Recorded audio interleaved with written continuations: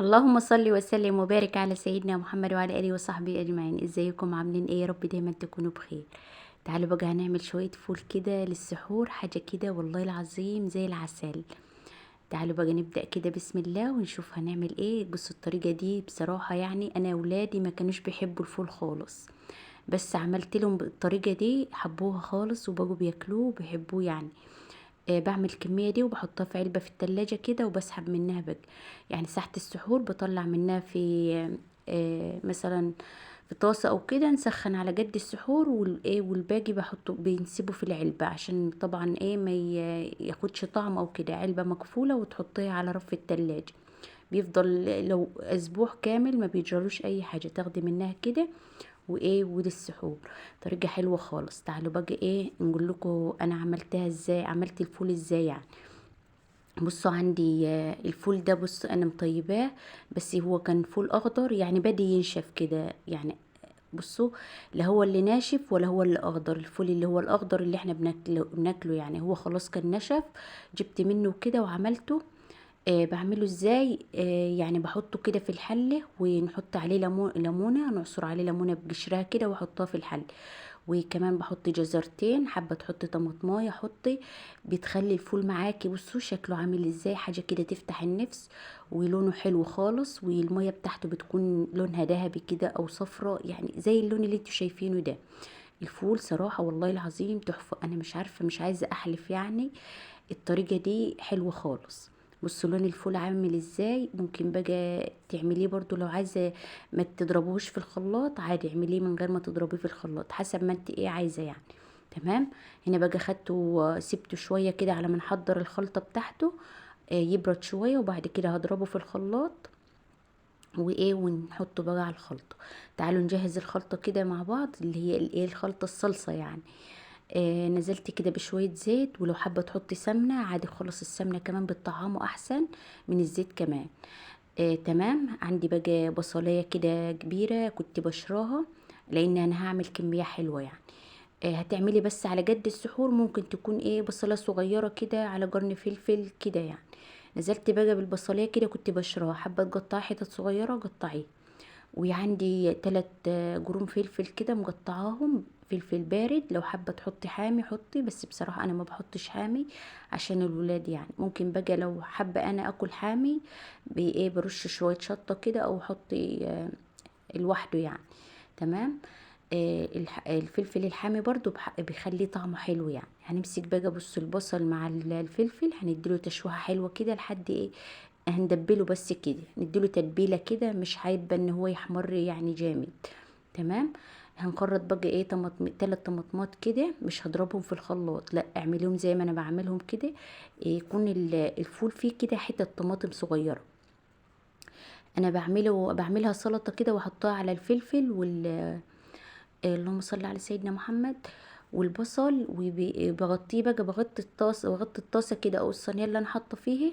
الطماطم بتدوب كده مع البصل والفلفل، بتبقى كلها يعني البصل والفلفل والطماطم بيكونوا قطع صغيره كده. مش حابه ان ايه نعمل صلصه يعني.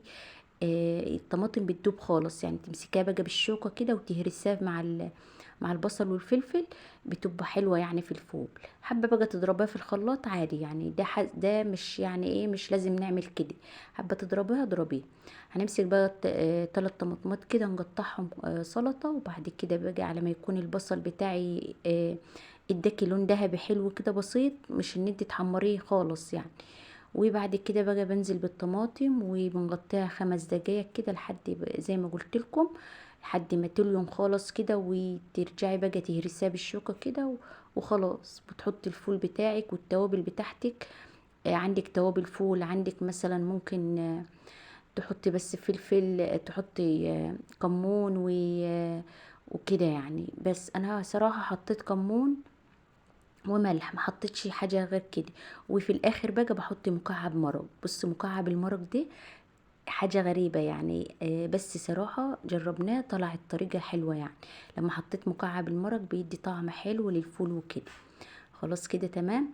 نزلت بقى بالطماطم هنغطيه. آه نغطيها بس شويه كده على ما الايه الطماطم تدبل خالص. بصوا ما بحطلوش ميه ولا حاجه خالص، هي الميه الفول اكيد يعني بيكون ايه، انت ضرباه بالميه بتاعته، بيكون فيه ميه. نزلت بالملح هنا كده. بعد ما انزل بالفول بقى احط له الكمون بتاعه. بصي اول ما انت بس بتطيبي الصلصه بتاعته دي وبتنزلي بالفول وخلاص، يعني يغلي غلوه كده وتطفي عليه بيكون طاب. بصي والريحه بتاعته قلبة الدنيا. بصي مش هنحلف لكم تاني، طريقة تحفة كده ولذيذة خالص وطعمها زي العسل. وكمان تنفع بقى للفطار والسحور. وبصي تاكلها في اي وقت. انا صراحة عملتها رغم ان انا فترة يعني وكده كلت، حطيت في طبق شوية كده وكلتهم من غير عيش ولا من غير حاجة خالص. كلتهم كده بالمعلقة من طعمه، لان طعمه جميل خالص كده. هنا بقى مسكت الفول نزلت بيه كده. وكمان كمان ان هو ايه تكون انت طيباه حلو، يعني يكون طيب حلو كده. ويكون ايه لونه حلو، مش ان انت تسيبيه ينحرج منك، لا. حطي له بس جزرتين كده وطماطمايه، وزوديه الميه بتاعته كفايته يعني. وتغطي بقى اول ما يغلي الفول معاكي، توطي النار خالص. لما بتوطي النار بقى بيطيب بقى، والحبة بتليون كده وتطيب خالص. بصي بتروح زي العسل. هنا بقى ايه، هننزل بمعلقتين كبار حلوين كده طحينة. دي اهم خطوة بقى، ان انت تحطي له الطحينة دي اللي بتخليه طعمه حلو. انا بصراحة يعني بصوا بعشق الطحينة كده، بحب الطحينة خالص. باكلها مع اي حاجة، ممكن لو انا جعانة كده اعمل طبق طحينة بالعيش وناكله. بس انا بحبها خالص الطحينة دي. بصراحة هي حلوة في كل الاكل، يعني لما تعمليها وكده جنب الاكل. خلاص تمام كده. نزلت بقى صراحة ما كانش عندنا طحينة، هي بس الطحينة دي انا حطيت شوية مية كده وايه، وحطيت الباقي اللي في العلبة يعني. لكن لا، حطي له معلقتين 3 طحينة كده. ومش بصي هتطعم لك الفول وتخليه لك طعمه سكر كده. خلاص كده هنجلبه بقى. وعندي شوية كمون وكيس مرق كده وهحطه فوقه ياخد غلوة بس، ونغرفه بقى ايه وبألف هنا وشفا، وما بياخدش وقت خالص، وحاجة كده زي العسل. اعصر كده ليمونة، ليمونة تكون كبيرة برضو.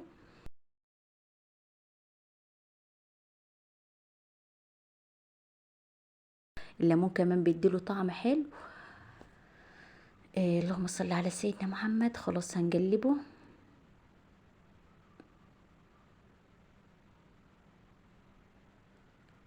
وعلى فكرة يعني ممكن تجلبيه بالراحة كده، لان هو ساعات وهو بيغلي كده بيطرطش على ايدينا كده، يعني ايه بيقعد يغلي كده بيلسع جامد في الايد يعني.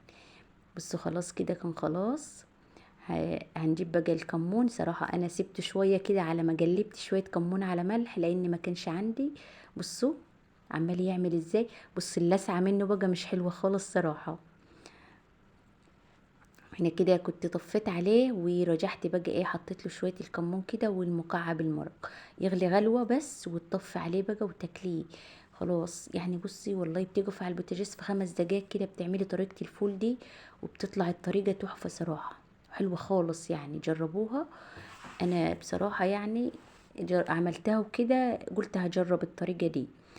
هنعملها ونفعت وبقت حلوة كده، هنعملها تاني وانزلها لكم يعني.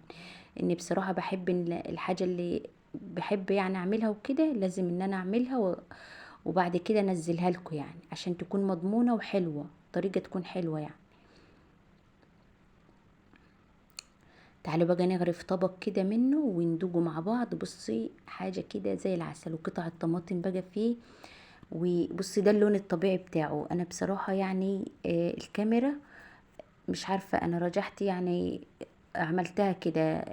عملت الاضاءة بتاعت التليفون. هو ده لونه الطبيعي، لونه كده، لان انتوا شفتوا في اول الفيديو اللون الطبيعي بتاعه قبل ما نضربه في الخلاط خالص كان لونه حلو كده اصفر وحلو. مش ان انت تسيبيه يغلي بقى وتزوديه كل شوية مية، لا انا بزوده المية بتاعته مرة وخلاص. بيفضل بقى ايه حلو خالص، ما بترجعيش بقى تزوديه تاني. ولازم تكون النار واطية عليه ياخد راحته كده في السوا. بس بقى انا يعني ممكن ان انا اكون بس سبت شويه صغيرين من الطبق اللي انا قدامكم ده. الفول بيتاكل بالمعلقه، انا اكلته بقى بالمعلقه. لان طعمه بصراحة ما قدرتش يعني اقاومه، طعمه حلو خالص كده. يلا بتمنى الطريقة تعجبكم وتجربوها، لاني انا واثقة متأكدة ان هي تعجبكم. احلى اخوات في الدنيا، مع السلامة، اشوفكم في فيديو جديد على خير ان شاء الله.